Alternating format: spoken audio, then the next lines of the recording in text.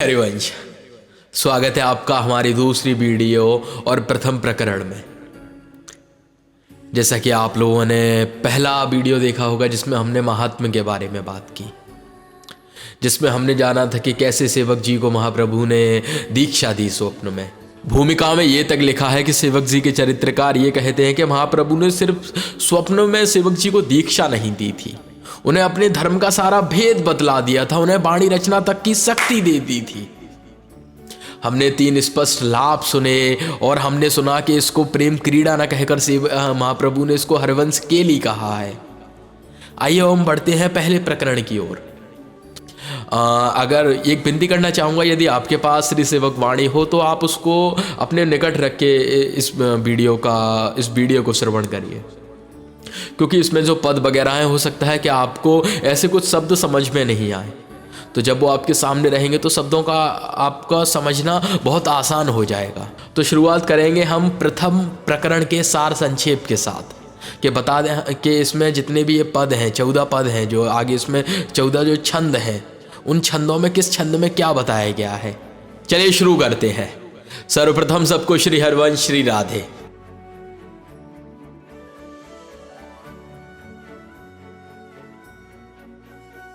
तो पहले प्रकरण में हमारे पूरे 14 छंद हैं। प्रथम छंद में सेवक जी ने श्री हरवंश नाम में अपनी अनन्य निष्ठा का ज्ञापन करके अपनी वाणी की रचना का प्रयोजन बतलाया है। उन्होंने श्री हरवंश चंद्र से सुबुद्धि प्रदान करने की प्रार्थना की है कि हे महाप्रभु, हमें सुबुद्धि प्रदान कीजिए ताकि आने वाले छंदों में, आने वाले प्रकरणों में हम आपकी इन बातों को समझ सकें। सेवक जी ने इस कदर लिखा होगा कि हम आपकी बातों को लिख सकें। हम भी महाप्रभु से यही विनती करें कि महाप्रभु आप हमें शक्ति दीजिए कि आपकी कही हर बात और सेवक जी की लिखी हर बात को हम हमारे मस्तिष्क में हम जगह दे सकें, हम उसको ग्रहण कर सकें, उसका पालन कर सकें। देखिए इसमें भी लिखा है कि प्रार्थना कर सकें, कि उनके गुणगानों का ग्रथन कर सकें और अपने कंठ में धारण करके उसको सुशोभित कर सकें। दूसरे छंद में सेवक जी ने श्री हरि और श्री हरिवंश का भेद स्थापित किया है एवं श्री वृंदावन का संपूर्ण वैभव उन्हीं की संपत्ति बतलाया है। ब्रज वृंदावन से संबंधित सखी भाव एवं सखा भावों में कोई अंतर नहीं किया, बिना दोनों के श्री हरवंश चंद्र को ही प्रभुता का अंग बतलाया है। यही तो हमारे में प्रमुख है ना, कि हमारे में श्री हरि और श्री हरिवंश में कोई भेद नहीं है।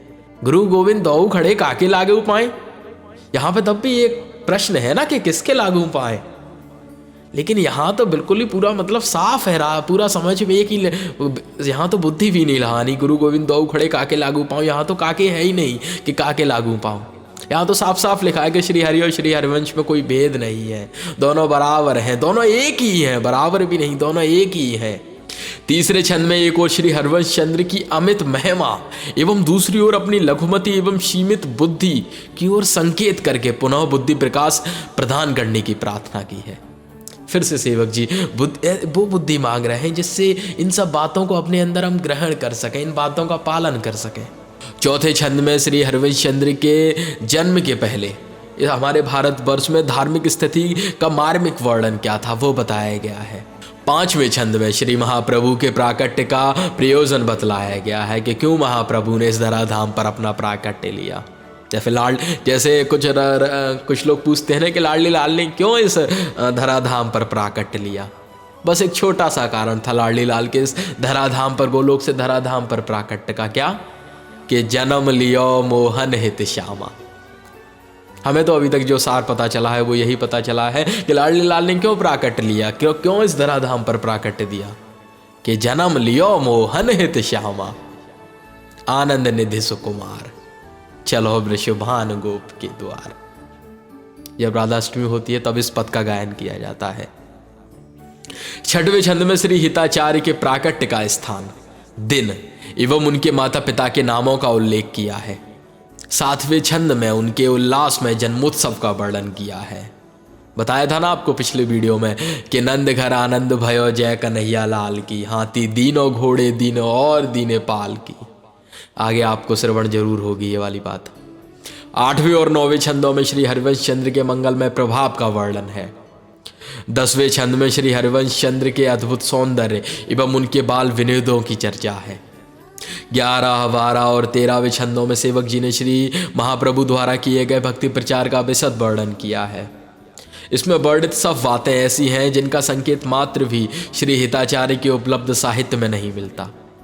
ऐसी स्थिति में इन छंदों की रचना का एक ही प्रयोजन मालूम होता है कि जिस प्रकार सेवक जी ने इस प्रकरण के आरंभ में श्री हरि और श्री हरिवंश में अभेद स्थापित किया है, उसी प्रकार इन तीनों छंदों की रचना श्री हरिवंश एवं श्री भक्ति के अन्य आचार्यों में अभेद स्थापित करने के लिए की गई है।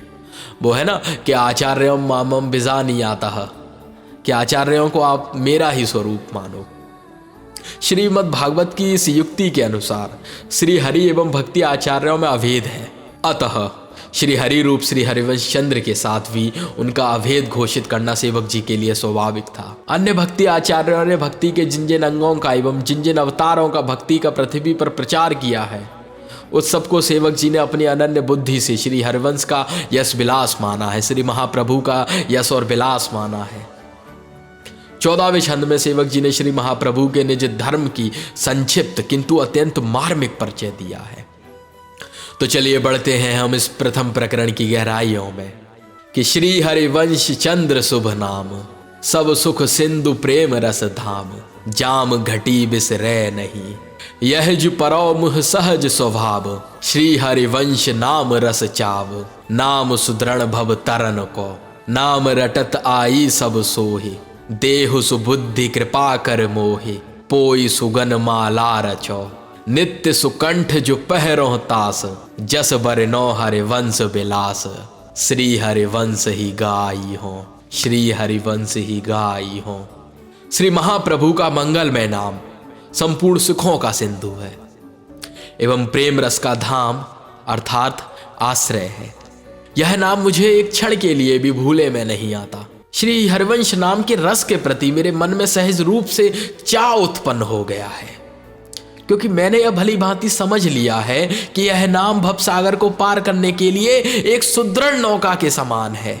इस नाम के रटने में इसमें रही हुई संपूर्ण शोभा प्रेम सौंदर्य मेरे हृदय में प्रकाशित हो गई है। सेवक जी के हृदय में प्रेम सौंदर्य का प्रकाश होते ही उनकी इच्छा श्री हरिवंश नाम का यश गान करने की हुई। उसकी पूर्ति के लिए वे महाप्रभु से प्रार्थना करते हैं कि मुझे कृपा करके सुबुद्धि दीजिए, जिससे मैं आपके सुंदर गुणों की माला रच सकूं। सांसों के माला पर सिमरू मैं पी का नाम, और सदैव उनको अपने कंठ में धारण कर सकूं। प्राय सभी भक्त कवियों ने अपनी रचना का प्रयोजन स्वांत सुखाय बतलाया है, और वही यहाँ सेवक जी बतला रहे हैं। सेवक जी कहते हैं कि मैं अपनी वाणी में श्री हरिवंश के प्रेम वैभव के सौंदर्य विलास का यश वर्णन करूंगा और श्री हरिवंश को ही गाऊंगा। श्री हरिवंश ही गाई हो कि श्री वृंदावन वैभव जिते, बरनत बुद्धि प्रमाणों किति, तिति सवै हरिवंश की। सखी सखा क्यों कहो निवेर, सखी सखा क्यों कहो निवेर, तो मेरे मन की अवसेर, तेरी सकल प्रभुता कहो। हरि हरिवंश भेद नहीं होई, प्रभु ईश्वर जाने सब कोई, दोई कहे न अनन्यता, विश्वंभर सब जग आवास, जस बरनो हरिवंश विलास, श्री हरिवंश ही गाई हो, श्री हरिवंश ही गाई हो। श्री वृंदावन से संबंधित रस लीलाओं का वैभव इतना विशाल है कि मेरी बुद्धि संपूर्ण रूप से उसका वर्णन नहीं कर सकती, किंतु ऐसा वैभव है ही श्री महाप्रभु का। ब्रज लीला से संबंधित सखागण एवं निकुंज लीला से संबंधित सखीगण की अलग अलग कहने में मेरे मन में ही संकुचता प्रकट होगी, क्योंकि यह दोनों सखी और सखा श्री हरिवंश की ही प्रभुता के अंग हैं। वस्तुतः श्री हरि और श्री हरिवंश में उसी प्रकार कोई भेद नहीं है जैसे प्रभु और ईश्वर में। दो कहने से इस तत्व की, हरिवंश नाम के तत्व की अनन्यता नहीं रहेगी, अर्थात एकता नहीं रहेगी। जिस प्रकार विश्वंभर मतलब विश्व का पालन करने वाला एवं जग आभासित मतलब संपूर्ण जगत को प्रकाशित करने वाला एक है, उसी प्रकार श्री हरि और श्री हरिवंश भी एक ही है। इसीलिए तत्व को अभिन्न समझकर मैं श्री हरिवंश के सौंदर्य के यश का ही वर्णन कर रहा हूं और श्री हरिवंश को ही गाऊंगा।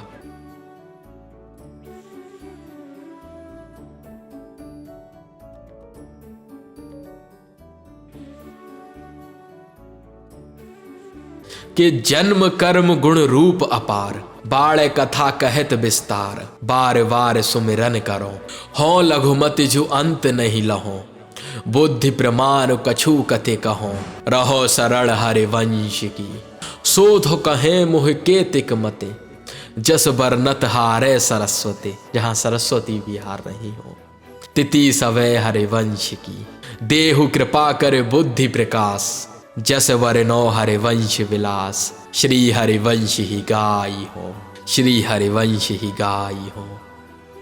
श्री हरिवंश के जन्म कर्म गुण और रूप अपार हैं।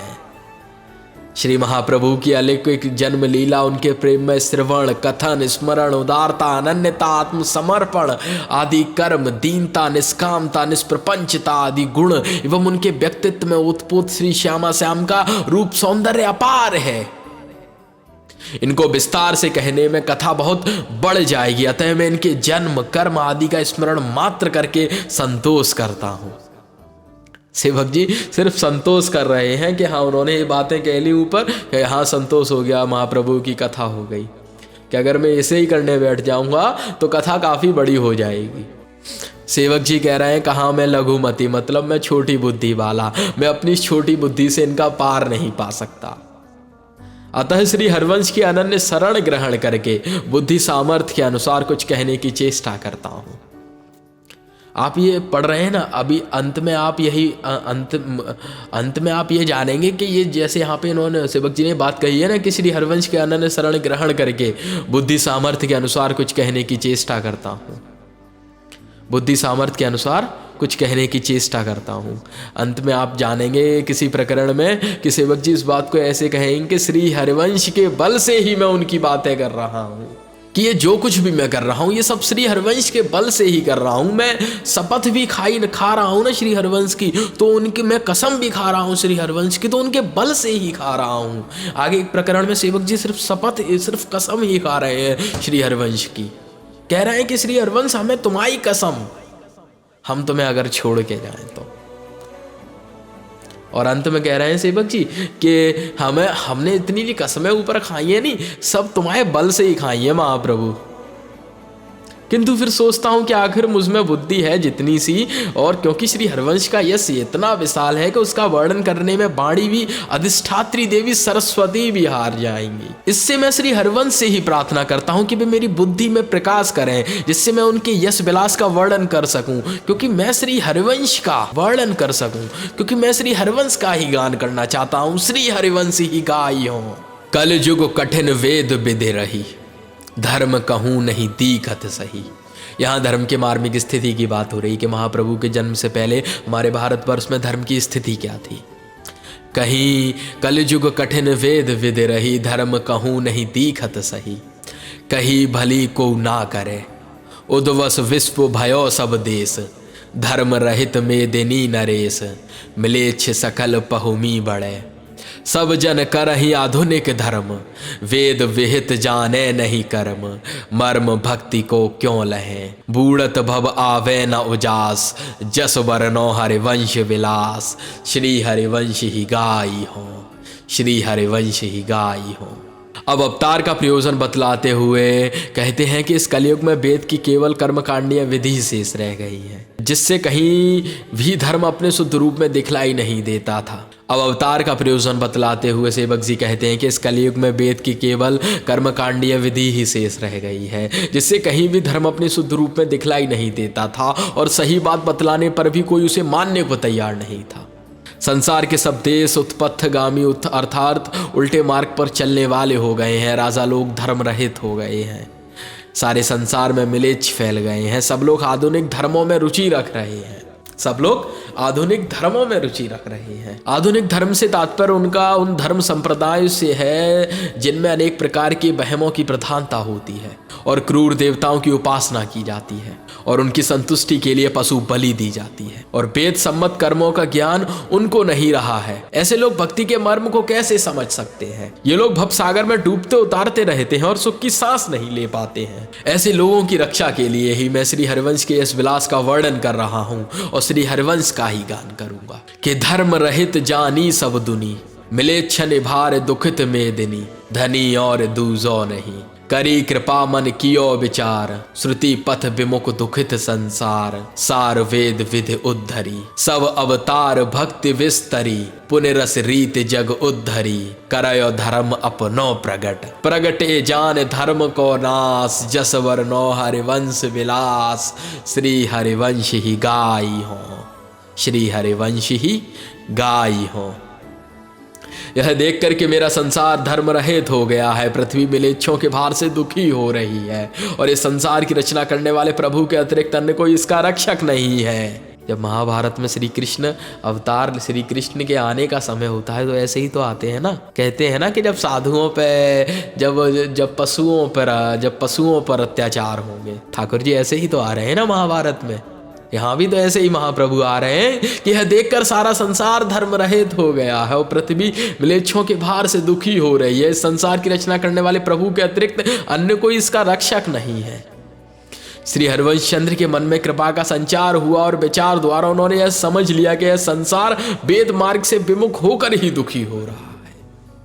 ये सत्य है कि यह संसार आजकल दुखी 18 साल काफी हो गई, 15 14 साल के बच्चे डिप्रेशन में जा रहे हैं। ये उम्र खेलने की है, यहां बच्चे डिप्रेशन में जा रहे हैं। ये विचारणीय है विषय है कि 20 22 साल के लोग खुद को ऐसा समझ रहे हैं कि हाँ अब जीवन खत्म हो जाए, बहुत हो गया, 1/4 भी नहीं हुआ। सत्य तो यही है। क्यों हो रहे हैं? क्योंकि हम लोग अपने मार्ग से भटक रहे हैं, हम लोग अपने भक्ति मार्ग से भटक रहे हैं। ये नहीं कह रहे कि आप इसमें 24 घंटे दीजिए अपने, मगर इस मार्ग पर रह के अपने 24 घंटे दीजिए। आप इस मार्ग पर चलिए और अपने सारे कार्य करते रहिए, देखें आपके कार्य होते हैं या नहीं। श्री हरिवंश चंद्र के मन में कृपा का संचार हुआ और विचार द्वारा उन्होंने यह समझ लिया कि यह संसार वेद मार्ग से विमुख होकर ही दुखी हो रहा है। अतः उन्होंने वेद की सार विधि भक्ति का उद्धार किया। उन्होंने सब अवतारों की भक्ति का प्रचार करके संसार में पुनः रस रीति का उद्धार किया और अपना धर्म प्रकट किया।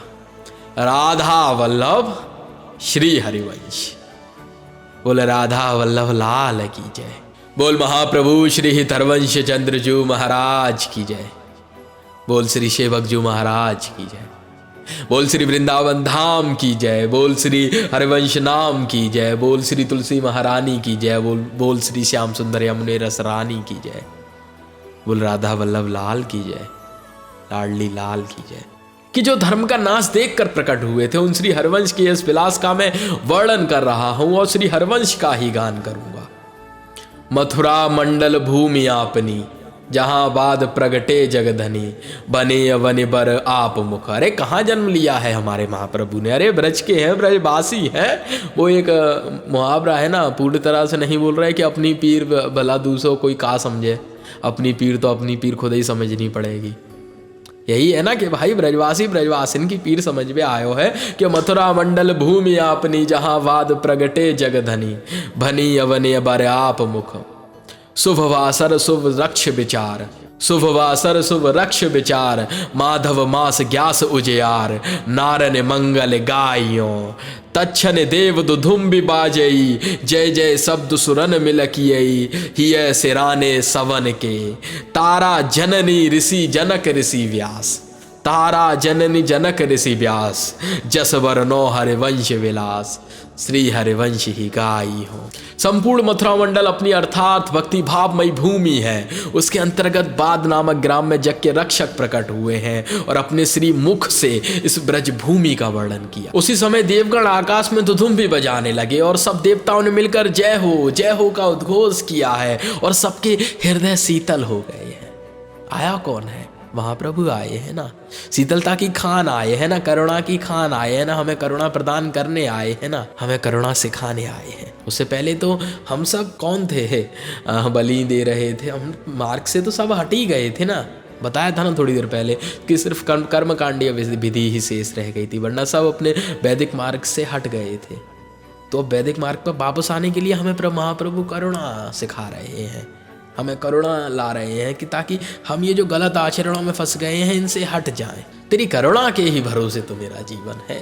जिन श्री हरिवंश की माता का नाम तारा रानी है और पिता का नाम ऋषि व्यास है, उनके यश विलास का मैं वर्णन कर रहा हूँ और उन्हीं का गुणगान करूँगा। श्री भागवत जो सुख उच्चरी, तैसी विधि जो व्यास बिस्तरी, करी नंद जैसी होती, घर घर तोरण बंदन वार, घर घर प्रति चित्र ही दरबार, घर घर पंच शब्द बाजई, घर घर दान प्रतिग्रह होई, घर घर प्रति निर्तत सब कोई, घर घर मंगल गावही, घर घर प्रति अति होत हुलास, जस बर नौ हरिवंश विलास, श्री हरिवंश ही गाई हो।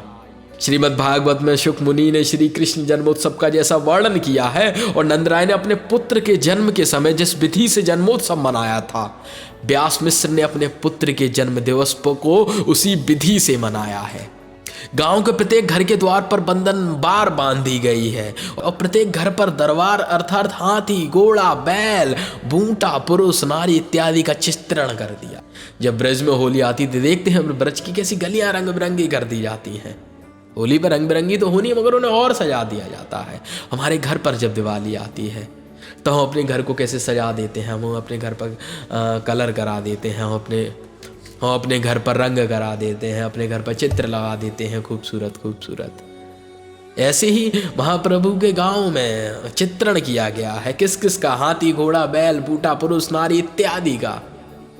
प्रत्येक घर में पंच शब्द बजने लगे। तत्, बितत, घन, सुखिर, मुख, ये पंच शब्द कहलाते हैं। तत् अर्थात तांत के जैसे जो बजते हैं, जैसे बीड़ा और सारंगी। बितत अर्थात खाल के बाजे, जैसे मृदंग हो गई, आपकी ढोलक हो गई। घन अर्थात कांसे के बाजे, जैसे मंजीरे हो गए, घुंघरू हो गई। सुखिर अर्थात काठ के बाजे, जैसे बंसी, अलगोजा आदि। और मुख अर्थात कंठ से गायन। कि घर घर में दान और उपहार ग्रहण होने लगे, प्रत्येक घर के सब लोग नृत्य करने लगे, प्रत्येक घर में मंगल गान होने लगे, प्रत्येक घर में अत्यंत उल्लास फैल गया है, जिनके प्राकट्य का ऐसा अद्भुत प्रभाव पड़ा है। उन श्री हरिवंश की इस विलास का मैं वर्णन करता हूँ और श्री हरिवंश का ही गान करूंगा। चलिए अब हम मिलते हैं इस प्रकरण की दूसरी वीडियो में। सबके हृदयस्थ प्रभु को बार कोटि कोटि नमन। श्री हरिवंश, श्री राधे, लाडली लालजू सदैव विजयते।